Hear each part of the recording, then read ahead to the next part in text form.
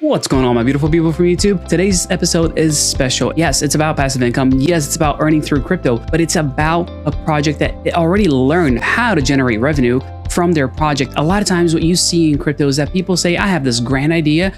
I've never done it before. I don't really know if it's going to work or not, but I'm going to give it a shot and I'm going to crowdfund through crypto.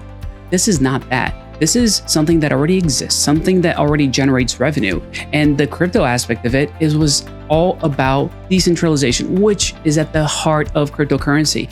Now, yes, it is not for everybody. You need to have a clear side of the sky, but man, if you do, this is a prime opportunity for a lot of you to earn long term. I'm not talking about tomorrow you're gonna get your money back. I'm talking about you're gonna earn for a long time. You're talking, my goal here is 10 years. That's what I'm going for. I want to be able to earn with this project in 10 years. Does it mean that I'm gonna, not get my money back in 10 years? No, quite the contrary. I'm looking at making my money back in a few months.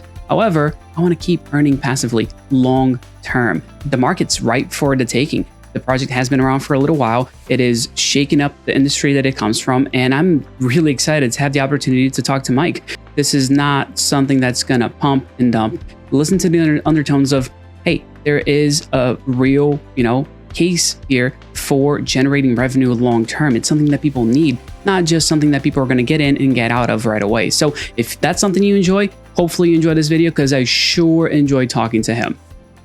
Mike, I can't thank you enough for taking the time to have a conversation about building cool stuff. Like, let's be serious. That's what I think Geodnet is all about. But more than just Geodnet, this is not something new. This has been around for a while, and I want to get to the heart of your project. Who you are, why you're doing it, and why it matters. So thank you for joining me. Talk to me a little bit. Why are you in this game? So Geodnet is tackling a kind of age-old problem in the positioning industry or GPS industry.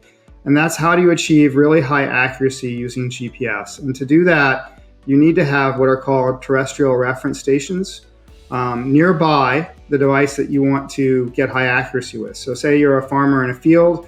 If you're trying to auto steer your tractor, you need to keep that tractor from running over the plants. That requires centimeter accuracy. So to do that, traditionally, what people did was they would go out and set up a base station nearby where they wanted to operate and use that base station to provide accuracy data to improve the accuracy of what the equipment in the field. And Geodnet takes that idea and scales it up with blockchain to have that accuracy data available everywhere. So every mobile phone, every car, every tractor, every drone can achieve centimeter accuracy in the real world. Okay, so you just mentioned that blockchain changes the game, making it available everywhere. Does that mean that everyone can participate, not just the farmers? Everyone can participate on both sides of the Geodnet ecosystem. So one side is setting up stations to create the accuracy data, and the other side is consuming data from Geodnet to enable both secure location, so really knowing that a location is where it is, being able to assert a proof of location, and then having that location be highly accurate and highly reliable. Where did this kind of come together? Because it's two very different industries. I mean, blockchain, yes, it's getting adopted by a lot of different people in different industries, but satellites with blockchain, those two aren't, to me, very cohesive until your project came along. How did that, kind of, let's say match made in heaven here, take place? Well, I think the, impetus was seeing how DePIN and these projects in general were working and realizing that we could apply that to this challenge. So before Geodnet, I've been working in the area of high accuracy navigation my entire career through a number of startups, a couple of them very successful in the space of high accuracy navigations for drones and other equipment.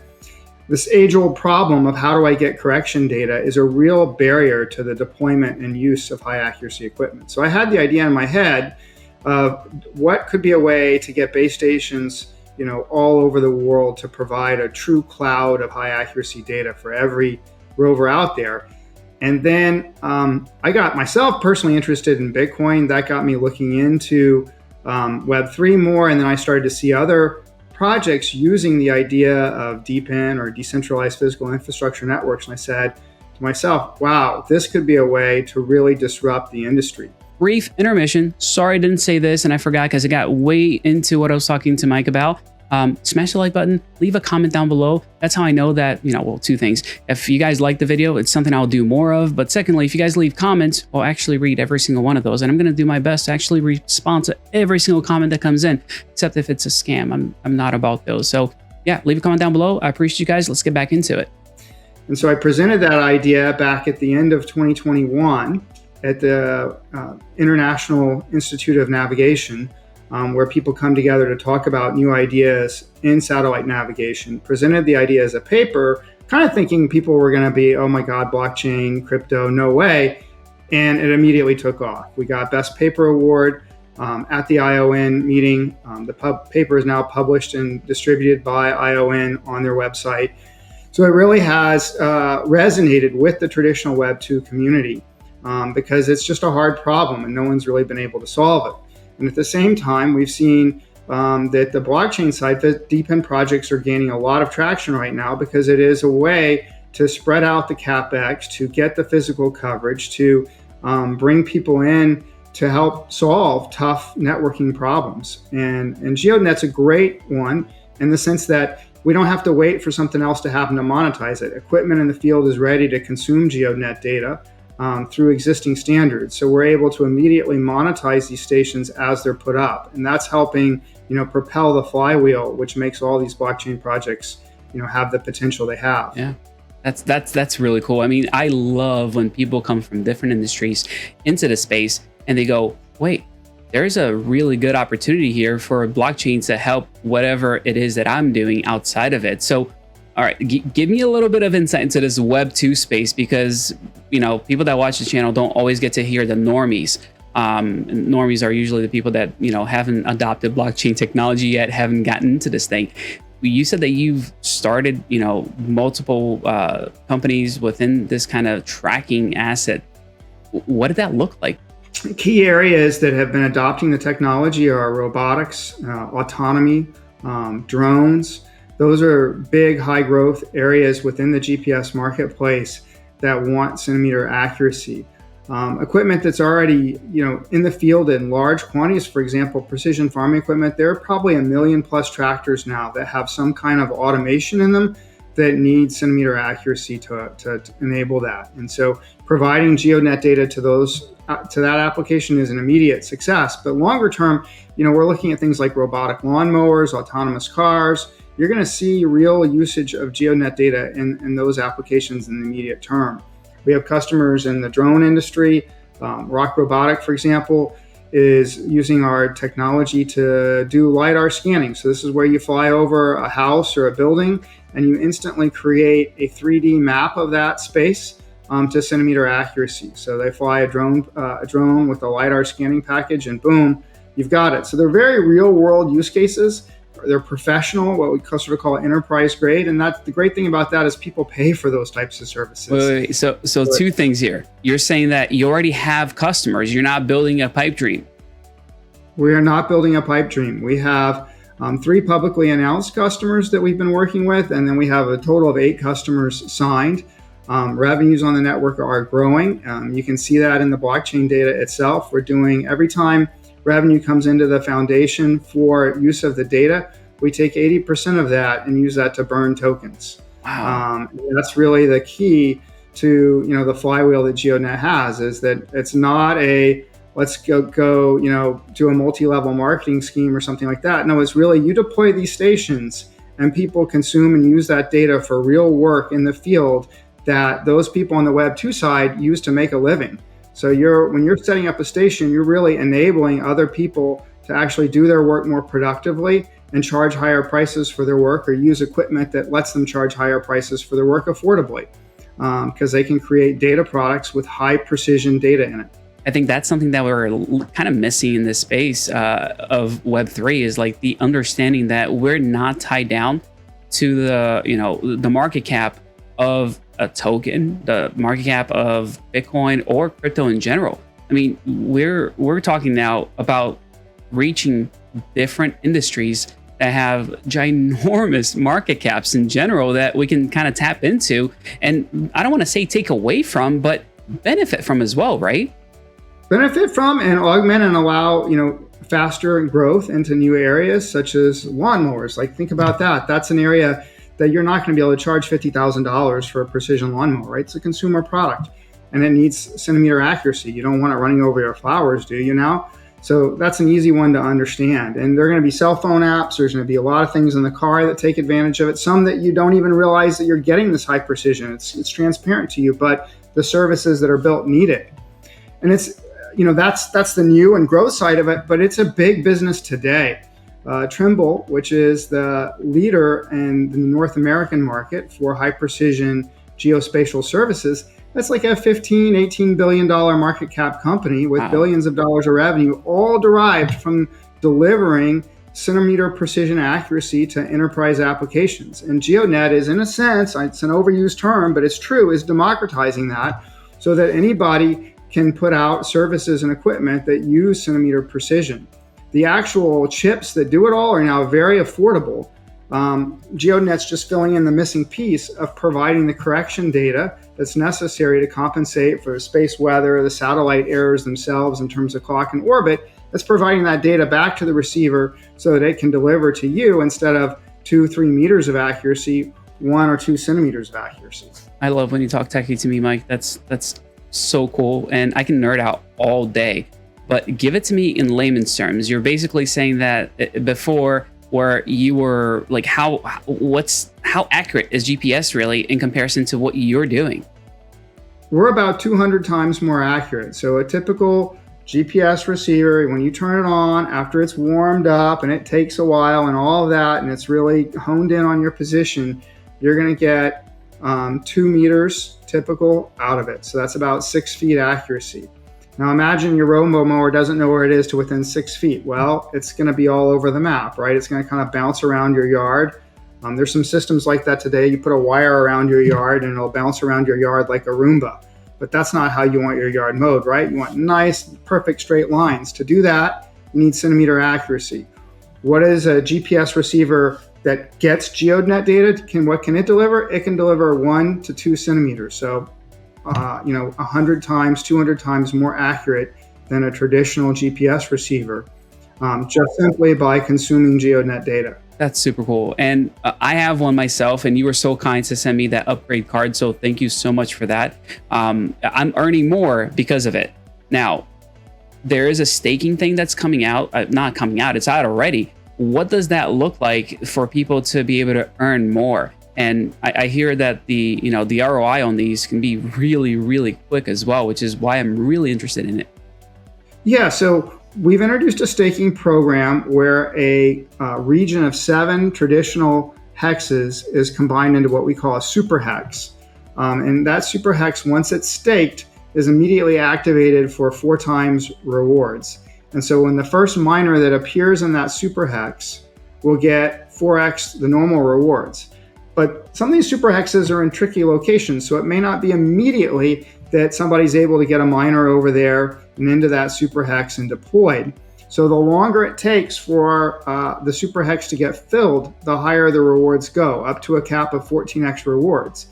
And the reason we're doing this is to get that even coverage, right? Networks are valuable when they provide coverage. It's not fun when you go into an area and your cell phone doesn't work. That's an experience we all dislike. Well, the same thing is true if I'm trying to deploy a precision piece of equipment and I go to an area and I don't have coverage for the accuracy corrections. Well, that's not a good experience for our Web 2 customers. We want to have even coverage. But we don't, coverage, different places require different strategies to get deployments. And we at Geodnet, or a decentralized project, we don't want to try to predict what that is. So we're using the staking as a mechanism to let the market on its own decide and fill regions. The result of this will be even coverage, which will drive up exponentially the value of the network, and higher rewards for the people who take the time to get stuff deployed into these staked super hexes. Okay, so I know you're saying that you're going to let the market decide. You know what I think is going to happen to the market? Same thing that happened in helium to a sense. I think it's going to be people going, hey, you have a house in this area. I would love to pay for your internet access if you just let me put this little miner on your roof. I think that's honestly right around the corner as soon as people start to figure this thing out and go, wait, this is a really good idea. Let me do the same thing that I did with helium. Are you worried about that?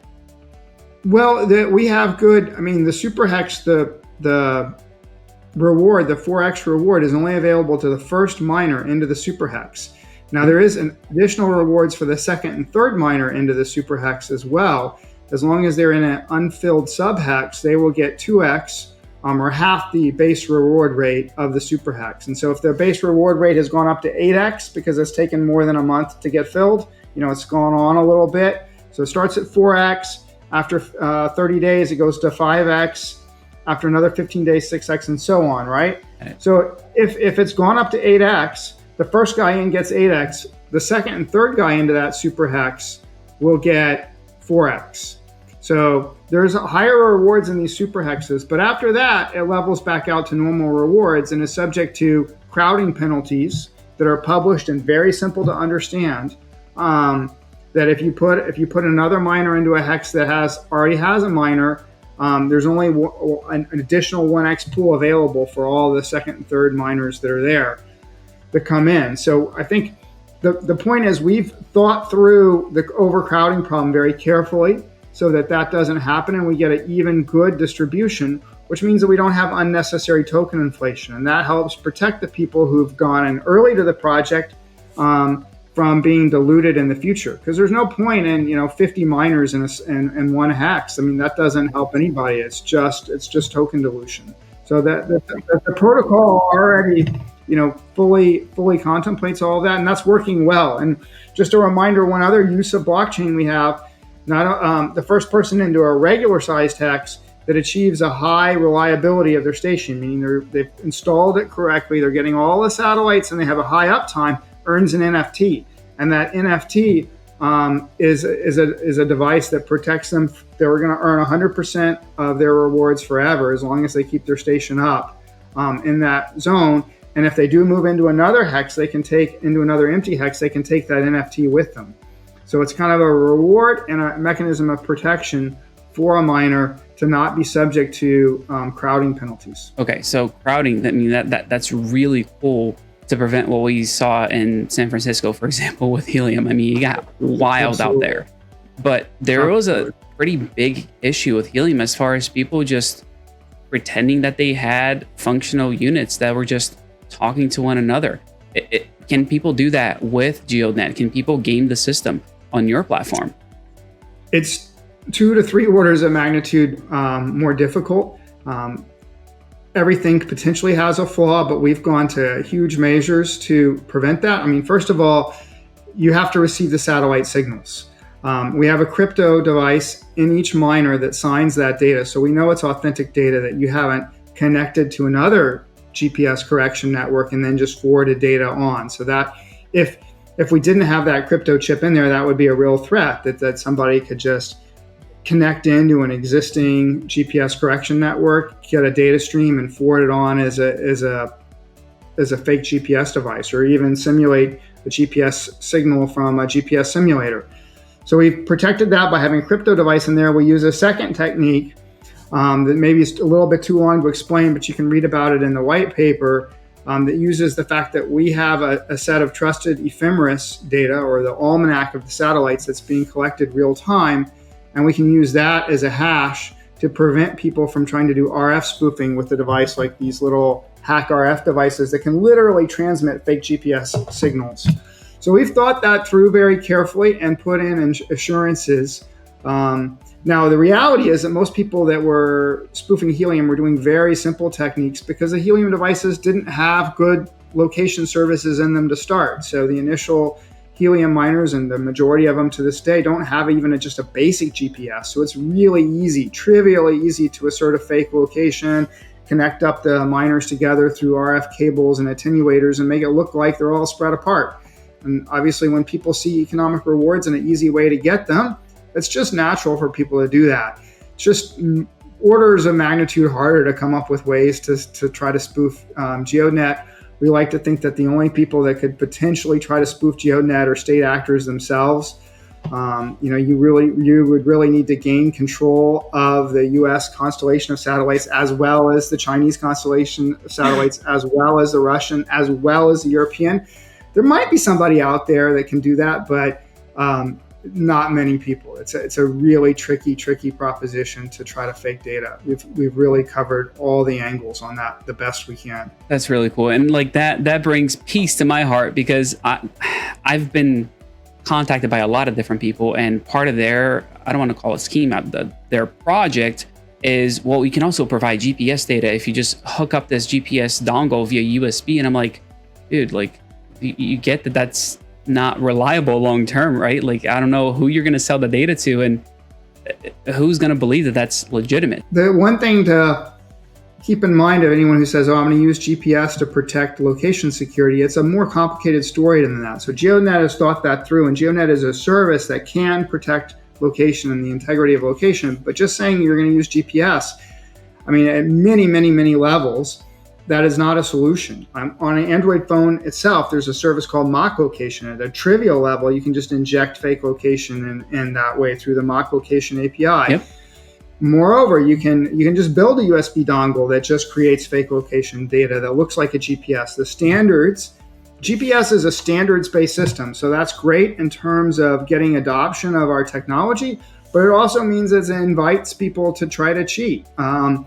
The message formats are all standardized. The signals that come off the satellites are open and standardized. So it is a very open architecture, which lends itself, without something like a Geodnet using blockchain and using crypto, it really lends itself to forgery. And it's the world we live in, right? I mean, if there is a way to game a system, people are absolutely going to do it. They're going to do it. Mean, when Uber, back in the day, when Uber entered the China market, one of the key problems that they had, and what really led them to leaving the China market and doing the deal they did with Didi to take some investment from them and so forth, and to just part ways and exit the market, is that there was all kinds of location forgery and fake rides and all of this stuff. People taking advantage of these things because, hey, it's a lot easier to virtually drive somebody than to actually drive them, right? If I could just sit back and push into my phone fake location data and show I drove somebody, well, that's a lot easier than actually driving them. I'd like to collect the commission on that fare. Yeah, it's a real crazy thing. I mean, location powers our economy. It's all kinds of financial transactions and things that we do are dependent on accurate and reliable location. It is something that you have to think about. How do I deliver that enterprise security? How do I deliver that high accuracy for? And that's at the forefront of what we do with Geodnet on the Web 2 side. Now, something cool that I have to give Helium credit for is that they partnered up with different manufacturers and said, hey, we want to make sure that people are actually using this. I mean, they're literally begging people to use their services. So they have a lot of ways for people to kind of get going, get started, and try things out. Anyone that wants to tinker with things, they have a way of doing that. What does that look like for Geodnet? Is there a way for me to kind of check it out and try it? Yeah, so there's sort of two categories. There's people who already use precise location, and for that, there's a great standard called Intrip, and our Geodnet network uses that standard. And if you want to get an Intrip account, there's a form on our webpage. You can get a trial 30-day account. If you want to buy data, you can buy it through one of our partners who actually resells the Geodnet service, for example, Rock Robotic. But let's say, for example, you have no experience with high precision. You've just got, a regular garden variety GPS in your car, and you want to see what centimeter accuracy is like. Our main miner manufacturer, Hyfix, has come out with a development kit that lets anybody experiment with it. It's low cost, it's inexpensive. It's called the Rover kit, and it's basically a low cost RTK module in a box, and you can use that to very quickly get up and running with Geodnet and experience what centimeter location is firsthand. And that's available on the Hyfix website starting at $195, that development kit. Wow, that's really cool. What's it cost though? Like, can you give me a sense of like, if I want to try something just personally, right? And I get that device, am I going to be paying an arm or leg for the data that's going to kind of be charged alongside that device? What does that look like? Well, you're going to get a free trial account, so you're going to get to experience it yourself. Now, the way that Geodnet goes to market with the data corrections themselves is pretty market dependent, and it's through a resale program. So anyone who has a legitimate business can potentially be a Geodnet reseller. And that deal works with them as a 50-50 revenue share. So that whatever they're charging for the service, and that depends very much on the market. So a market for construction is a very high price market. Those customers are going to charge a lot for the service. A market for ag is in the middle. Something like a robo mower is on the consumer side. So different applications have different price points. The way Geodnet handles that diversity, since the data is the same for all of them, is through the revenue share. So a revenue share agreement with the foundation is typically 50-50 split. So whatever the manufacturer or the equipment producer or the service provider is charging for their data, Geodnet takes 50%. And that gives them an incentive to build a business on it. It's a good, healthy margin for them to build a business using Geodnet services, but at the same time, it provides revenue back to the foundation to burn tokens. And again, revenue that comes into the foundation, 80% used to buy back and burn tokens. So you're not looking to just make a bunch of money overnight and leave. That's what 80% means to me, right? We want to do this long term. This is a long-term project. We're in it to disrupt and to improve the navigation industry, to enable people to get centimeter accuracy, to solve problems with fraud and forgery and location. It's the whole industry wants this, and that's another key thing to point. That for the last 20 years, people have been devising different ways to try to solve these problems of errors introduced into GPS receivers through space weather, through clock and satellite orbit errors that are there. How do we solve this? And nobody ever dreamed it would be possible to just put base stations everywhere. But that's what DePIN provides. That's what blockchain provides. It provides the real root solution to this problem, which is to just have good quality base stations installed everywhere you want to use GPS. That's a realistic path forward. You look at some place like where you live in the LA area, we now have 100 plus stations down there. So there is nowhere in SoCal to go where you won't be able to get, and at least in the urban parts, there's nowhere you're going to be able to go and not get good Geodnet coverage. Same thing in the San Francisco Bay Area. Same thing in most of the major urban cities around the world. We have good coverage. What we want to do is fill in all the gaps. So the suburban areas, the rural areas, we want to fill in gaps everywhere so that Geodnet coverage is continuous. How far away do you want a base station to be from where you're gathering, or providing that data? For the absolute best accuracy, you want to be within 20 kilometers. Okay. Even 10 kilometers is good. Is even better. 10 to 20 kilometers for the absolute best. Now, accuracy degrades pretty gracefully.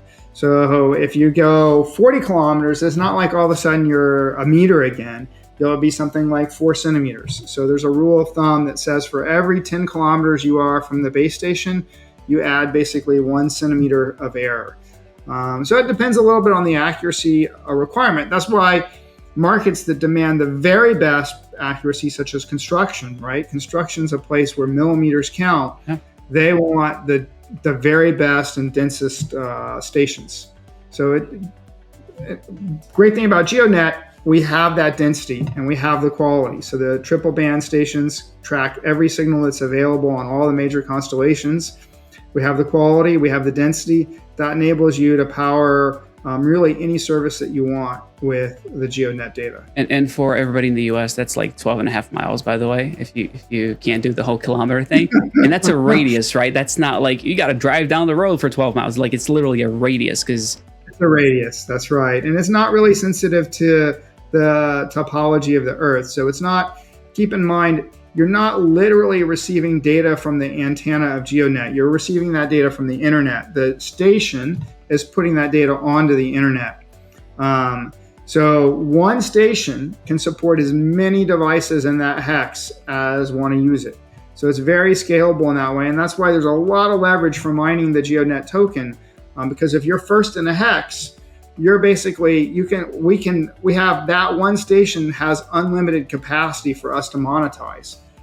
So over time, that we're not going to need more stations, and we're not going to need 500 stations in a hex. That's not going to happen. And that's where the NFT comes in. You've got kind of lifetime rights to, as long as you keep your station up and running, you've got lifetime rights to mine that token at the full reward rate. And on the other side of the marketplace, as many people who want to use that data can use it. There's no bandwidth constraints. There's no geography like, oh, there's a tree in the way, so I need another station. That doesn't work like that. One GeoNet station observes the satellites and then can provide that to every single body in that same region that wants to use it, whether that region has 5 users or whether that region has 5 million users. That one station can do the job. So it's super scalable. We just need to keep growing the network to get the coverage up, and it will become, if we're successful, the de facto standard for the way that you get precision data with GPS. Now, I don't want to take credit for something that may not be true, but the people who advise you, I definitely spoken to them before, and this whole NFT thing and like making it the first and locking it in, I may or may not have shared that idea with some of them a long time ago, but that's besides the point. I just love that you're doing it and that it gives people the opportunity not only to earn passively, but also reward them for being here now and joining the network early on. I think that's huge. And having a way to do that doesn't always exist, because I mean, even in the mining space, right? If you're talking about actual ASIC miners and things of that nature, it's all about who has the best machine, and they become obsolete within a year or two. And all of a sudden you gotta essentially pony up again, buy another one, buy another one. And this gives that opportunity for long-term earnings. That's everything to me. Like if I can set something up and literally set it and forget it, that's gold in this space. Yeah, and I think it's very nice use of that philosophy. And in effect, we're using the physical resource of the earth as an NFT in a certain way. I mean, there are only so many locations. We don't need an incredibly high density of these stations. The users of this type of data are in it for the long term. Construction, farming, automotive, these types of applications, there are long-term applications, and they'll need the data tomorrow as well as the next year, as well as the next year, and so on. So it is very much set up for creating a long-term usage pattern around GeoDnet. So let me throw you some hard questions, because you know the book backwards and forwards when it comes to what you're doing. Let me step outside of that for a second and say, what about Elon, man? Elon Musk has got a bunch of satellites going into orbit, and there's more and more people with Starlink. I have Starlink as a backup internet. Like I actually bond my connections. Is there a disruption that could take place there?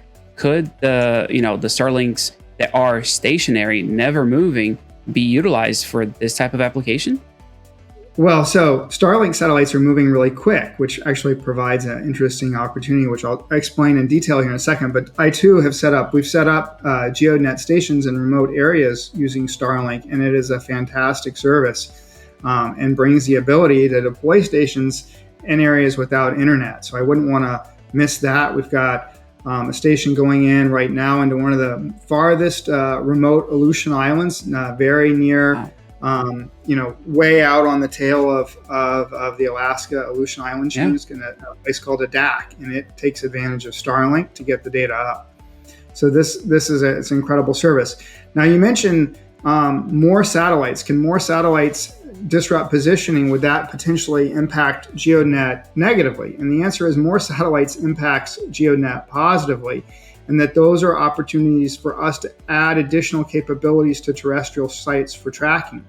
So the thing about LEO satellites is they move really quickly. So you'll need a lot of stations to track those.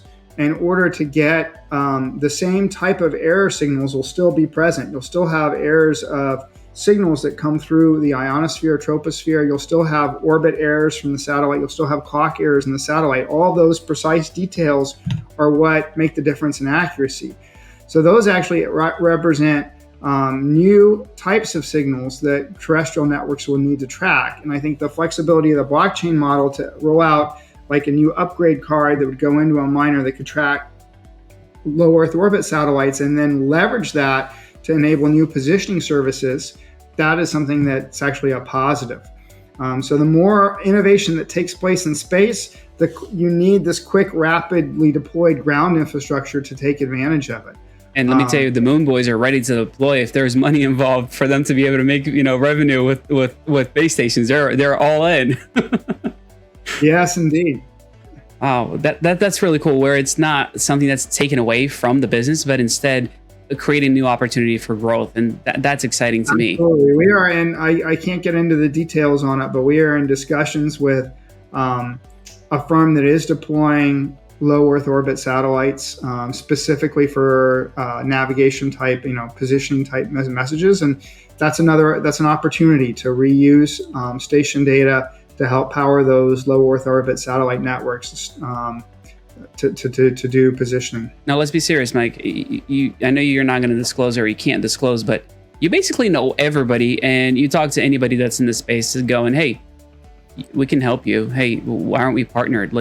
So I'm not even going to sit here and try to find out who you're talking to, because it could be just about anybody. But is there anybody that you can disclose that you're really excited about, something that's upcoming, things that they're building that might have been announced, or, you're allowed to leak the information per se? Well, I think that we're doing a series of trade shows, and you can glean from the trade shows that we have upcoming some of the things that are coming out. So we're just in a couple of weeks, we'll be at FIRA, which is an international robotics for agriculture show, and there'll be activities there. Immediately following that, a couple of weeks later, we'll be at InterGeo, which is the world's largest geospatial event. And at that event, we'll have a couple of announcements that pertain to autonomy, and that'll be really exciting. That'll also be our official kickoff launch. And anybody who comes to the InterGeo show will be able to get a 3-month service trial of Geodnet. So we expect a great reception there. Again, it's in Berlin. It's all the top people in high precision come to that event. So that'll be our official kickoff lap. And after that, a really interesting thing is we'll be doing a show called Equip Expo, which is kind of a lawn and garden product show. And there you'll see a lot of robo-mowers, and a lot of new products in the robo-mower category are now coming to reality. And those depend on high accuracy GPS. And you'll see us there too, with lots to talk about. Super cool. That's really awesome. All right, so let's have a little fun. What is the biggest hindrance to your growth right now? Well, the biggest hindrance is the marketplace. The Web 2 side is, I would say, white hot. The crypto side actually is a little bit, people have, I think, struggled with ROI in some of these projects, and some of the projects made maybe too many promises early on. Combine that with a pretty tough bear marketplace. We're out there re-evangelizing. Look, DePIN works. You do have to connect a real problem to a real solution. You have to do it right. It takes time. It takes patience. But we think we have good fundamentals for our project.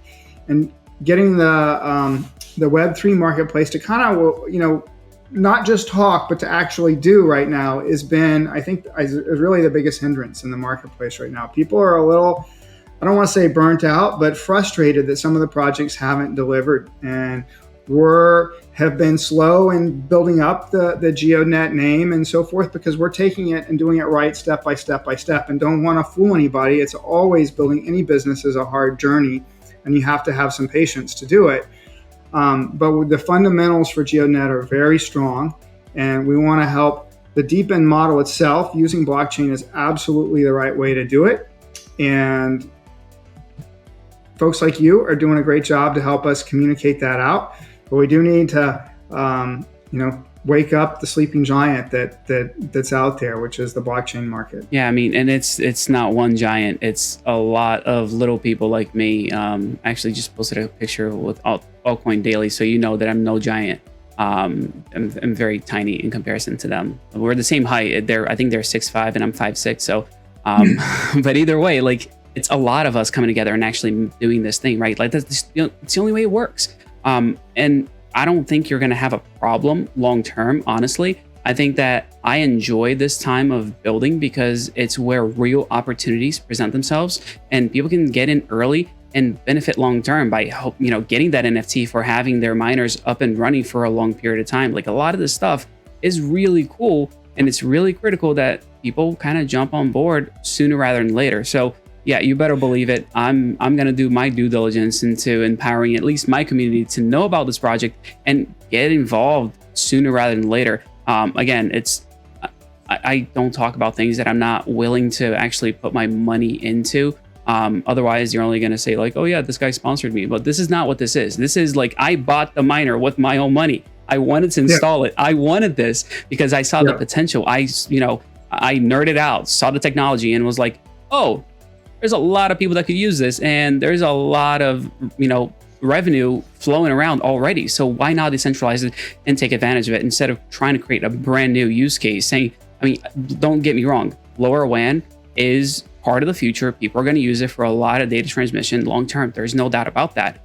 But there's still adoption taking place. People are still trying to implement it. This stuff is being used right now, and people charge a lot of money. Like, what's and I guess you're the best person to ask, like, how much does it cost for like a standard base station where people go in and like set it up to get measurements and things like that? Like, is it expensive? If you set up your own base station and set it up yourself and just use it and don't use a network, you're going to pay probably 15 grand for a traditional Web 2 high quality base station setup. If you go and try to buy a subscription from a centimeter accurate reference network like Trimble VRS Now or Hexagon SmartNet, these are the two kind of largest Web 2 networks. TopCon TopNet's another one. If you buy the centimeter accuracy service from them, you're looking at $2,000 to $3,000 per year per device. Oh, so it's not cheap to get into. Per device? Per device.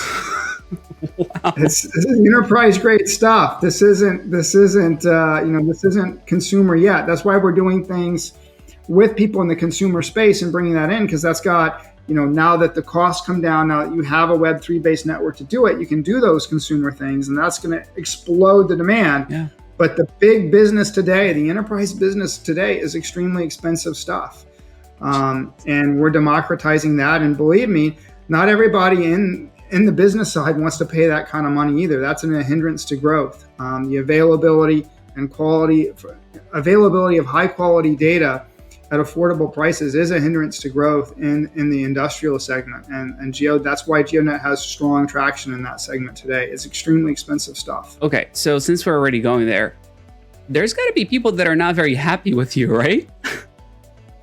It's the people who you would think would be unhappy look at it as a mixed bag. And they're definitely not, there's definitely parts of their businesses that will be super unhappy, but some of those businesses want to expand in regions where they don't have a good strategy to deploy stations. So you take a market like India or Africa, where we're able to get infrastructure in, that does enable those people to potentially sell equipment and services in a way. So it's not a complete lose game for them. It's definitely, they're not loving it, and that may cause some concern, but it's not all lose. And that's why you see that we get good reception from the Web 2 industry and get kind of put up on a platform. The great article in Inside GNSS last month, which is one of the top publications that covers the GNSS industry, that outlines all the use cases and outlines interviews with our customers. So interviews with Geodnet customers are in that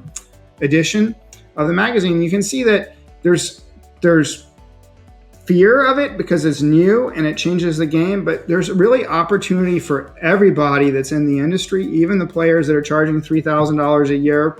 It's bad for that part of the business, but it also presents them new opportunities to sell equipment too. So it's not a lose even for them. It's just a big opportunity to make high precision available to everybody. And that in the end will grow the market. All boats will rise with that. Wow. Yeah. I mean, that's cool that they're actually able to look at it that way and not say, all right, here's the price on Mike's head. I would hate. Well, they're big businesses, so they have many segments. So some guys in North America may not be very happy, but the guys who are trying to develop business in Africa or India are like loving it. They're like, wow, this is perfect, because they don't, nobody has infrastructure in those places. There are places we're deploying equipment where it's the first time in for equipment, or the only person that has any infrastructure might be government, and they may not allow any private usage of the data. that's a common occurrence as well. And typically the government networks that are set up have been set up for a while. They don't have all the latest signals, so they're old and out of date. So Geodnet's just a big enabler. And when you see the project does have a focus on some of these remote areas, staking comes in there again. We want to get stations in Brazil. We want to get more stations in Africa. We want to get more stations in India, Southeast Asia, Indonesia. We put up a number of super hexes have been now staked in the Philippines and Indonesia. And that's key areas for our customers. There's growth there, and there isn't good existing infrastructure in place from anybody at any price. That's not like I can go pay $2,000 per year there. There's just nothing there for this high precision geospatial infrastructure. So that's really another unique aspect of the Geodnet network is we're enabling that type of equipment and those type of services to be deployed at a network scale in a lot of areas. Man, that's really good stuff. This is not the final conversation we're going to have, Mike. I think I need to bring you back on and do updates, because this is a really cool network. What you're building is definitely, I don't want to call it next level. I think it's something that it's much needed, that's already all around us, but the use cases are so endless that we're going to see more and more applications of it. You're going to see more and more applications, and we're just getting started. We have a bunch of things coming at these trade shows coming up that we'll be talking about, and then there'll be a whole bunch more in 2024. The high precision location is a fundamental piece of infrastructure that can be used for all kinds of things that are really game-changing experiences, not only in industrial, but also in consumer. And so watch this space. You're going to see a lot more cool stuff using the Geodnet network. Yeah, and honestly, I say this all the time, but it's not only the network, it's also the people who are building it. And I appreciate your heart behind it, the way that you're going about doing this, trying to leverage blockchain technology the right way. It doesn't go without notice. People are looking around and going, okay, so these are the people who are doing it right, who are not only trying to take advantage of people, but instead trying to provide value and do exactly what you said: solve problems, implement technology to solve problems, not create a solution then look for the problem itself. So I do appreciate that. Cool, super cool. Thanks for the support and encouragement. All right, so I'll bundle this into a big old question. What can people do to get started right now? Where can they go? And how can they keep up with what's happening on Geodnet? The easiest way to keep up is follow our Twitter, join our Discord. If you don't have a miner and you have a location that has a clear sky view, go get yourself a miner. Check the map, see if it's an empty hex or not. If there's only one miner in the hex, it's still probably worth it. If there's 5 miners in the hex, then find another location. But if you've got a location, really encourage people to get into mining the token. You are providing a core piece of infrastructure for all the upcoming applications, digital applications of the future, autonomy, robotics, drones, consumer experiences on your phone, all kinds of things that are going to come out to leverage this high accuracy data. Awesome, Mike. Thank you so much for your time. And like I said, we'll definitely be in touch. You have a great one. You too. Cheers.